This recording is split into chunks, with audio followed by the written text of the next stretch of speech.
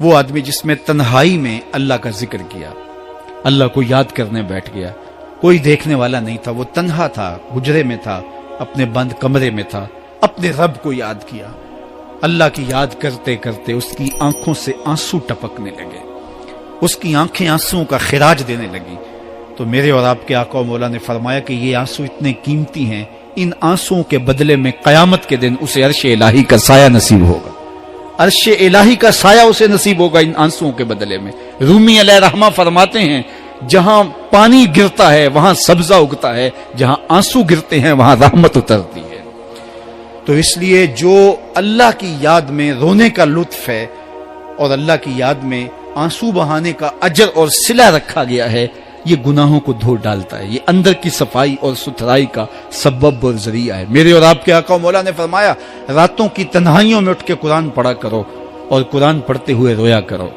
پھر فرمایا فَإِلَّمْ تَبْكُوا فَتَبَاكُوا، اگر رونا نہ آئے تو رونے کی کوشش کیا کرو۔ حضرت داتا گنج بخش علی حجویری سے ایک مرید نے کہا حضرت اگر رونے کی کوشش کریں پھر بھی رونا نہ آئے، فرمایا پھر اپنے مقدر پہ رویا کرو۔ تم اتنے سنگ دل ہو گئے ہو کہ تمہاری آنکھیں آنسوں کا خراج نہیں دیتی۔ جو رونا نہیں جانتا وہ اللہ کی رحمتوں کو اور اللہ کی کرم نوازیوں کو کیسے سمیٹ پائے گا؟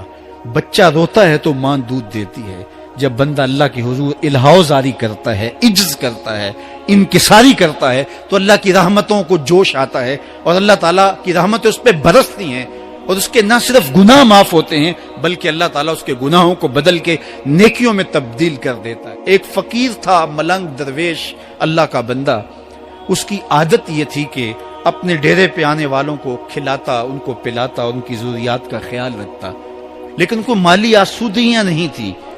ہوتا یہ تھا کہ بعض اوقات لوگ آتے تو ادھار لے کر کے وہ لوگوں کو کھلا دیتا۔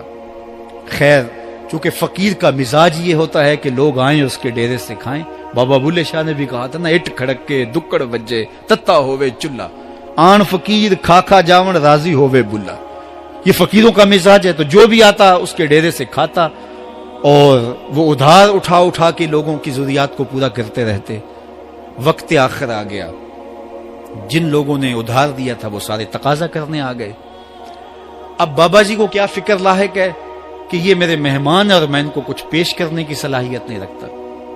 ایک بچہ تھا، وہ کچھ سامان بیچ رہا تھا، پتیسا بیچ رہا تھا یا کوئی اور چیز بیچ رہا تھا۔ اس نے گلی سے گزرتے ہوئے آواز لگائی، خادم کو کہا سے بلا کے لاؤ، کہا تم بیچ رہے ہو تو میرے مہمانوں کو کھلا دو۔ بچہ بڑا خوش ہوا کہ میں سارا دن گلیوں میں گھوم کے یہ پتیسا بیچنا تھا، اب یہ ایک جگہ ہی سارا فروخت ہو گیا تو یہ تو موج لگ گئی، میں جلدی گھر چلا جاؤں گا، میری ماں خوش ہوگی۔ تو سارا ان مہمانوں کو کھلا دیا گیا اور اس کے بعد کہا بابا جی پیسے؟ کہا تم بیٹھ جاؤ، جب ان کو ملیں گے تو تجھے بھی مل جائیں گے۔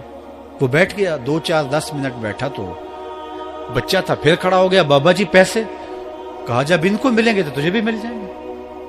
پھر آدھا گھنٹہ گزرا تو پھر اس نے کہا بابا جی پیسے؟ میری ماں میرا انتظار کر رہی ہے، ہمارے گھر کا چولہا اسی سے جلتا ہے، میں یہ پیسے لے کر جاؤں گا اور میری ماں کوئی ہنڈیا خریدے گی اور ہم شام کا گھر کا کوئی سلسلہ کریں گے۔ کہا بیٹا جب ان کو ملے گا تو تجھے بھی مل جائے گا۔ بچے نے رونا شروع کر دیا، یتیم بچہ تھا، اس کا سارا آسرا یہی تھا، اس نے رونا شروع کر دیا۔ جب بچہ رویا اللہ کی رحمت کو جوش آیا، کوئی مرید نذرانہ لے کے ان بزرگوں کے پاس آ گیا اور اشرفیوں کی بھری ہوئی تھیلی پیش کی۔ وہ اتنے پیسے تھے کہ اس بچے کو بھی دیے، جتنے لوگ آئے تھے سب کا قرض چکایا، کہا جاؤ گھروں کو۔ تو سب نے کہا بابا جی ہم صبح سے بیٹھے ہوئے تھے تو یہ نذرانہ دینے والا صبح سے نہیں آیا تو اب کیسے آ گیا؟ کہا صبح سے تمہارے اندر کوئی رونے والا نہیں تھا، ایک رونے والا آیا تو باقیوں کا بھی کام بن گیا۔ بعض اوقات کسی ایک شخص کی وجہ سے باقیوں کی خطائیں بھی معاف ہوتی ہیں۔ آج ہم اجتماعی طور پہ تا حد نظر اندر باہر اوپر نیچے اتنے لوگوں کے ہجوم میں اللہ کی بارگاہ سے یہ توقع رکھتے ہیں کہ مالک کتنے ہجوم میں کوئی ایک تو ہوگا جو تیرا لاڈلا ہوگا، کوئی ایک تو ہوگا جو تیرا بہت قریبی ہوگا، کوئی ایک تو ہوگا جس پہ تیری رحمتیں برسیں گی۔ تو مالک اس کے صدقے سے ہماری خطائیں بھی معاف کر دے، ہمارے گناہ بھی معاف کر دے۔ کوئی ایک رونے والی آنکھ مل گئی تو باقیوں کا بھی کام بن جائے گا. اٹھ فریدا ستیا تے میلا ویکھن جا, وت کوئی بخشیا مل جاوے تے تو ہی بخشیا جا. میرے مالک ہم سب کی خطائیں معاف کر دے, ہم سب سے درگزر فرما, اور ہم سب کے باطن کو ستھرائیاں دے دے, ہمارے اندر کو پاکیزگیاں دے دے. بہت وقت میں نے اور آپ نے صاحب گزار لیا, تیزی کے ساتھ زندگی بیت رہی ہے. میں اگر اپنے آپ کو دیکھوں تو میری زندگی کتنی بہاریں کاٹ چکی ہے.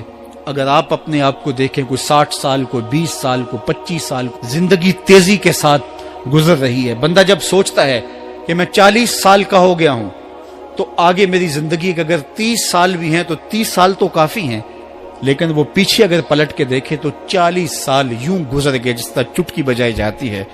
جب چٹکی بجانے کے وقت میں 40 سال گزر گئے محسوس ہوتے ہیں, تو جو باقی 30 سال اگر ہوئے بھی وہ تو گمان ہے میرا, وہ تو گمان ہے آپ کا. ہمیں تو ایک سانس کا بھی نہیں پتا. پوچھا گیا زندگی اور موت کے بارے میں کیا خیال ہے, کہا فجر پڑی ہے, پتہ نہیں ظہر پڑھ سکیں گے یا کہ نہیں.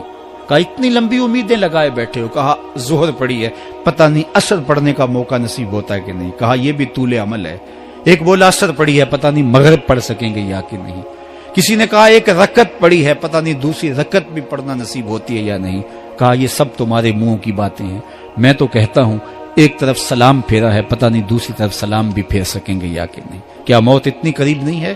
ہم نے اپنی آنکھوں کے سامنے لوگوں کو جدا ہوتے یوں نہیں دیکھا ہے. ہم کہتے ہیں اس کی خبر سنا رہے ہو موت کی, یہ تو میں نے ابھی سبزی والی دکان پہ دیکھا تھا. لیکن جب موت آتی ہے تو ایک لمحے کا تقدم اور تاخر نہیں ہوتا. تو صاحب آئیے اپنی زندگی کو اللہ اور اس کے رسول کی راہوں پہ ڈالیں. آج وقت ہے, آج موقع ہے, آج توبہ کا دروازہ کھلا ہے, کل سب کچھ نہیں ہوگا. آج اس کی رحمتیں آواز دے رہی ہیں. آج وقت ہے, وقت پر کافی ہے ایک قطرہ بھی آب خوش ہنگام کا. جل گیا جب کھیت برسا می تو پھر کس کام کا. اب آئیے سنیے, اس کائنات کے اندر ہمیں وہ خواتین ملیں گی جو پردے کے پیچھے تھی, لیکن پردے کے سامنے ماں نہیں آئی, عبد القادر جیلانی آئے. ماں پردے کے پیچھے تھی, پردے کے سامنے فرید الدین گنج شکر آئے. ماں پردے کے پیچھے تھی, مہر و ماں نے بھی آنچل نہیں دیکھا, لیکن پردے کے سامنے کربلا میں حسین ابن علی آئے. تو یہ پردے کے سامنے آئے, وہ پردے کے پیچھے تھی. تو جب مائیں پردے کے پیچھے ہوں تو پھر بیٹے جو ہیں وہ پردے کے سامنے آ کے وہ نقش ثبت کرتے ہیں کہ جو لوگوں کے زندگی کے نقوش کو جو ہے وہ اجال دیتے ہیں اور تقدیر بدل دیتے ہیں. تو اس لیے ماؤں کی ذمہ داریاں گھر سنبھالنا ہے. جب مائیں گھر سنبھال لیتی ہیں تو بیٹے بہر و بر سنبھال